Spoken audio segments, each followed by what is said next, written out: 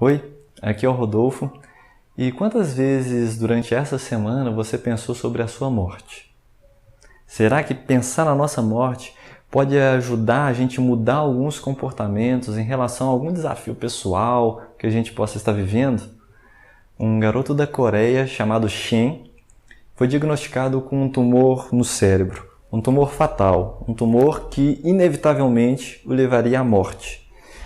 A mãe dele, que a vinha acompanhando desde o diagnóstico dessa doença, também foi diagnosticada com uma doença séria nos rins que poderia levá-la à morte também. Acontece que os médicos identificaram que ela precisava de um transplante o quanto antes e que o único doador mais próximo que teria ali, mais imediato, seria o seu próprio filho. Na hora, já apreensiva e muito abalada com a notícia do falecimento certo do filho, em breve, ela nem cogitou isso. Ela falou, não quero saber disso, ninguém comenta sobre isso comigo. Você pode imaginar, se você for mãe, pai, ou estiver aproximado de algum caso desse, ela, não, isso, eu não quero saber disso, não comenta sobre isso, não quero saber.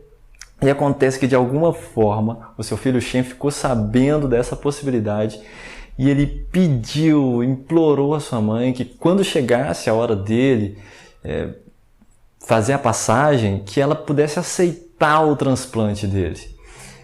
E ela, com o coração amolecido pelo pedido de uma criança de 7 anos que já estava perto da morte e que seu filho, ela aceitou esse pedido.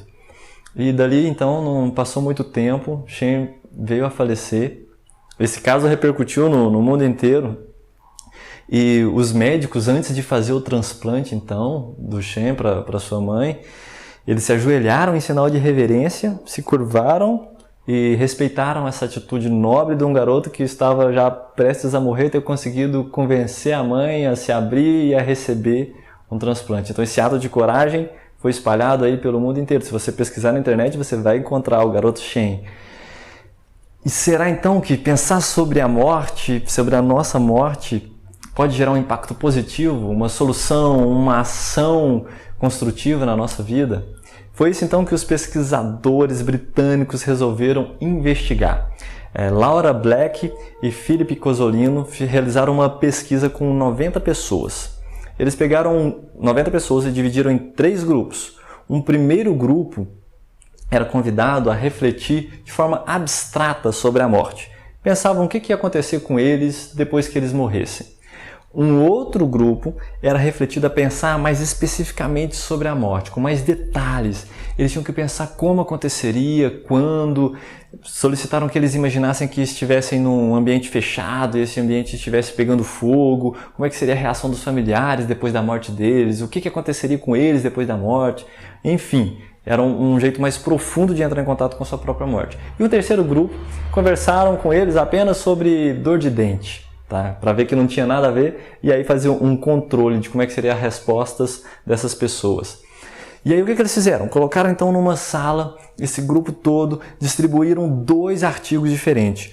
Um artigo falava que era necessário urgentemente doadores de sangue, e um outro artigo falava que não era tão necessário doadores de sangue, que já havia doadores suficientes. O que eles conseguiram identificar?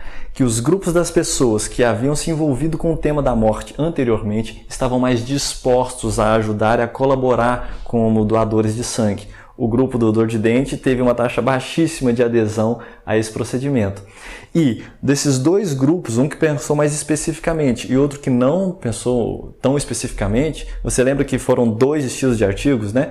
O grupo que pensou de forma mais abstrata, eles tendiam a se tornarem doadores quando a necessidade era alta, quando o artigo falava que necessitavam sim de doadores. Quando falava que não necessitavam, a adesão era baixa. Já o outro grupo, o terceiro grupo, que aprofundou especificamente sobre a morte, independente de qual artigo que eles recebessem, a maioria respondeu que positivamente que queria ser um doador de órgão.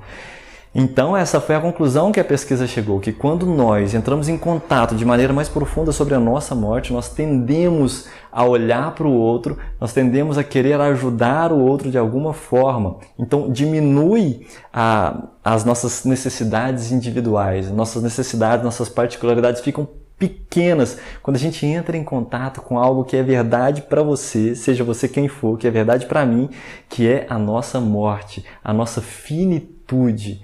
Essa é uma questão que está no cerne de todos nós, seres humanos, e quando a gente passa a pensar sobre a nossa morte, que é algo inevitável, a gente vai poder sim começar a priorizar o que a gente quer na nossa vida, dar mais valor para os nossos momentos do dia a dia, desde o primeiro minuto do dia até o último minuto da noite.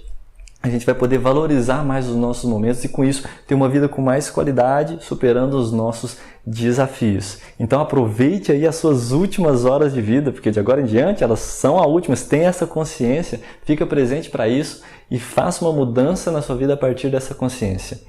E já que você tem as últimas horas de vida e elas são valiosas, eu sei, eu quero te pedir 15 segundos desse seu tempo precioso para você curtir aqui embaixo se tiver curtido, marcar que não gostou se não tiver gostado e também comenta como é que foi esse conteúdo, o que você sentiu, se você gostou, se não gostou e se você também conhecer pessoas que podem ser impactadas com essa mensagem sobre as últimas horas que nós temos nas nossas vidas, que começa agora, compartilhe essa mensagem também, se inscreva no canal aqui na minha imagem aqui abaixo e a gente se encontra no próximo vídeo.